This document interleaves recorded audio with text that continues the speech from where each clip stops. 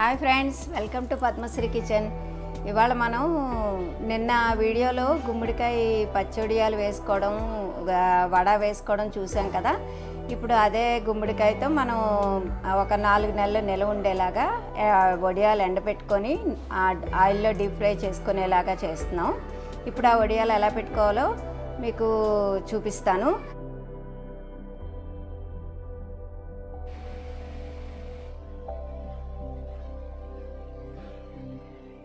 ఇప్పుడు బూడిద గుమ్మడికాయ వడియాలు ఎలా చేయాలో మనం ప్రిపరేషను కావాల్సిన పదార్థాలు అన్నీ చూద్దాము. ఇప్పుడు బూడిద గుమ్మడికాయ అంటే ఇది చాలామందికి తెలుసు, కానీ తెలియని వాళ్ళకి కూడా తెలుస్తుందని చెప్తున్నాను. దీన్ని మనం ముందు శుభ్రంగా పైన వెట్ క్లాత్ పెట్టి తడిగుడ్డ పెట్టేసి దాని మీద బూడిదలాగా ఉంటుందండి, అదంతా శుభ్రంగా నీట్గా తుడిచేసుకొని ఈ గింజలు గుజ్జులాగా ఉన్నదంతా తీసేయాలి. ఇదిగో ఇలా ముక్కలు ఇలా చూసారా, ఇలా విత్తనాలు అన్నీ తీసేసుకొని ఇంత చిన్న చిన్న ముక్కలు కట్ చేసుకొని దీన్ని కొంచెం తడిగుడ్డ మీద ఆరబెట్టాలన్నమాట. అయితే దీనికి ఏంటి కావాలంటే, ఇప్పుడు ఇలాగ చిన్న చిన్న ముక్కలు చేసుకున్న గుమ్మడికాయ ముక్కలు, ఇంగువ, పచ్చిమిరపకాయలు, సాల్ట్, ఇలాగా 2.5 అవర్స్ మినపప్పు అండి నానబెట్టిన మినపప్పు. దీన్ని ఇప్పుడు గారెల పిండిలాగా మనం గ్రైండర్లో వేసుకొని దీనికి ఎంత పడతాయో చూద్దాం. ముందు కొంచెం ఎక్కువ పెట్టుకున్నాం అనుకోండి మనం మినపప్పు, కావాలంటే అది ఇడ్లీకో లేకపోతే ప్లెయిన్ గారెలో వేసేసుకోవచ్చు. మిగిలితే గుమ్మడికాయ ముక్కల్ని ఇలాగా విత్తనాలు తీసేసి మధ్యలో ఉండే గుజ్జు అంతా తీసేసి ఇలాగ ఒక 1 అవర్ ఎండలో పెట్టుకోవాలండి. దీంట్లో చాలా నీరు ఉంటుంది. ఆ నీరు మనం మినపిండిలో కలపగానే పలచగా అయిపోతుంది. వడియం గట్టిగా నిలబడాలంటే మనం ఇది ఒక 1 అవర్ ఇలా ఎండలో పెట్టేసుకుంటే కొంచెం పొడి ఆరిపోయినట్టు అయిపోతాయి కదా. అప్పుడు ఆ పిండి కలుపుకోవాలి.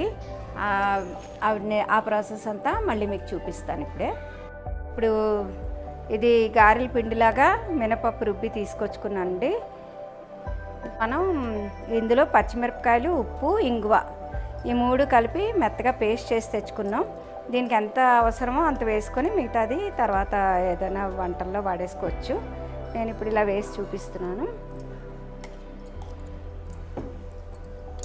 ఇప్పుడు రుబ్బి పెట్టుకున్న మినప్పిండిలో ఇలాగ ఆరబెట్టుకున్న గుమ్మడికాయ ముక్కలు అన్నీ ఇలా కలిపేసుకుంటాం. దీంట్లోని మనం గారెలకు వేసుకున్నాం కదా నిన్న, ఆ గారెలకు వేసుకునే కన్నా కొంచెం ఎక్కువ కారం, ఉప్పు పడతాయి. అందుకని దీనికి కొంచెం కలర్ బాగుంటుందని ఎర్రకారం వేశాను, రెడ్ చిల్లీ పౌడరు వేసుకొని ఇదంతా ఇలా కలిపేసుకోవాలి. ఇప్పుడు మనం మేడపైకి వెళ్దాం. ఎండలో ఇవన్నీ పెట్టుకోవాలి. ఇదిగోండి, ఇలా బాగా కింద మీద కలిపేసుకున్నాము. కొంచెం ఎండ ఎక్కువైపోయిందండి, పనులు అస్సలు అవ్వట్లేదు. లేకపోతే పొద్దున్నే పెట్టుకుంటే ఇంత ఎండ లేకుండా తొందరగా అయిపోను. కానీ అందరూ ఇంట్లో ఉన్నారు కదా, బ్రేక్ఫాస్ట్లు అవి అయ్యేసరికి చాలా లేట్ అయిపోతున్నది. ఇప్పుడు దీన్ని ఇలాగ తడి చేసుకోవాలండి. ఇలా నీళ్ళల్లో మన చేయి కంటుకోకుండా ఉంటుంది. దీన్ని ఇలాగా లైన్గా, అంటే ఇది ఎండిపోతే తక్కువ అయిపోతుంది, చిన్నగా అయిపోతుంది. అందుకని ఆ మాత్రం సైజులో ఇలా రౌండ్గా బాల్స్లా చేసుకొని ఇలాగే పెట్టేయాలి.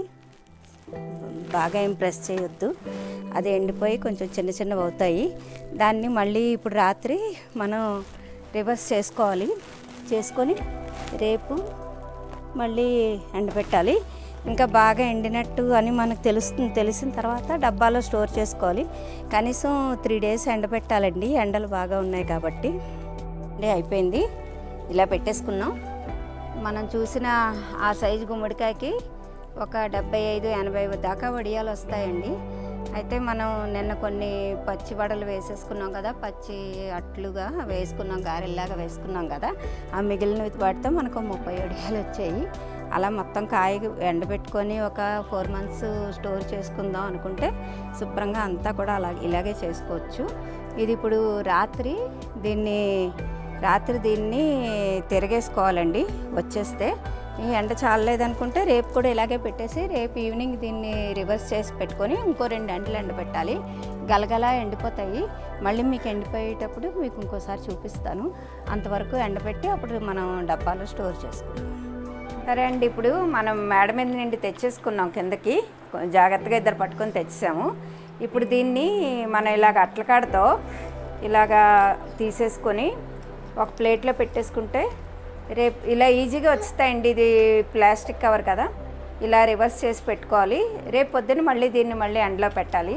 ఎల్లుండి మళ్ళీ అటు రివర్స్ చేసి పెట్టాలి. ఇలాగ 4 days పెడితే మనకి గుమ్మడొడియాలు అన్నవి గలగలా ఎండిపోతాయి, బాగుంటాయి.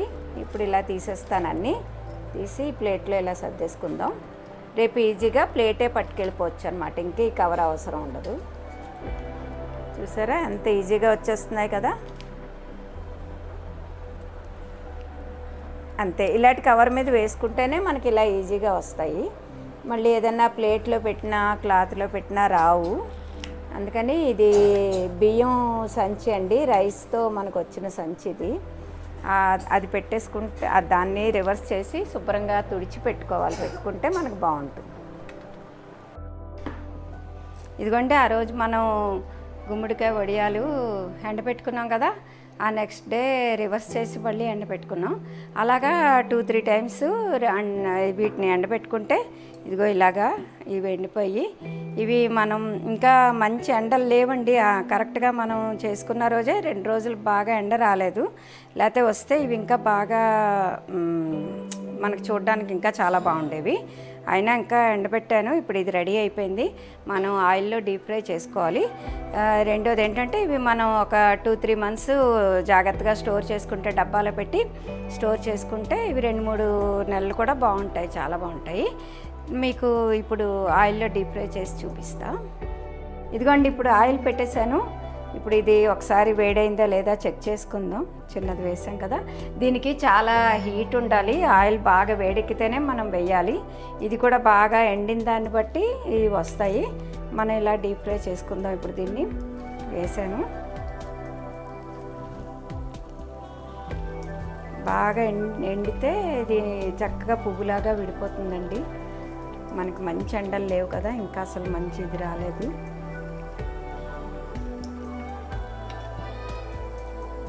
ఇంకొకసారి కూడా వేస్తున్నాను.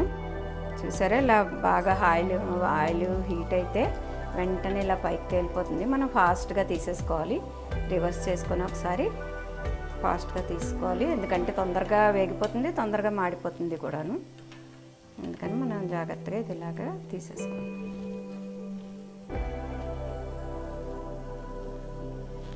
చూసారా, ఒక్క సెకండ్లో కలర్ ఎలా మారిపోతుందో. ఇదిగోండి, మనం ఇలా వేయించి తెచ్చుకున్నాం, ఆయిల్లో డీప్ ఫ్రై చేసి. ఈ గుమ్మడికాయ వడియం అనేది మనకి సాంబార్ రైస్లోకి సైడ్ డిష్గా చాలా బాగుంటుంది. ఇంకా అలాగే మామిడికాయ పప్పు, తోటకూర పప్పు ఏం చేసుకున్నా కూడా ఆ పప్పు అన్నంతో తినడానికి ఇది క్రిస్పీగా ఉంటాయి కదా, చాలా బాగుంటుంది. చూడండి, ఇలా చక్కగా ఇలా వస్తాయి ముక్కలు, క్రిస్పీగా విరుగుతాయి. ఇవి చాలా బాగుంటుంది, టేస్ట్ బాగుంటుంది. చేసుకొని అందరూ ట్రై చేసి చూడండి. నా వీడియో చూసినందుకు చాలా థ్యాంక్స్ అండి.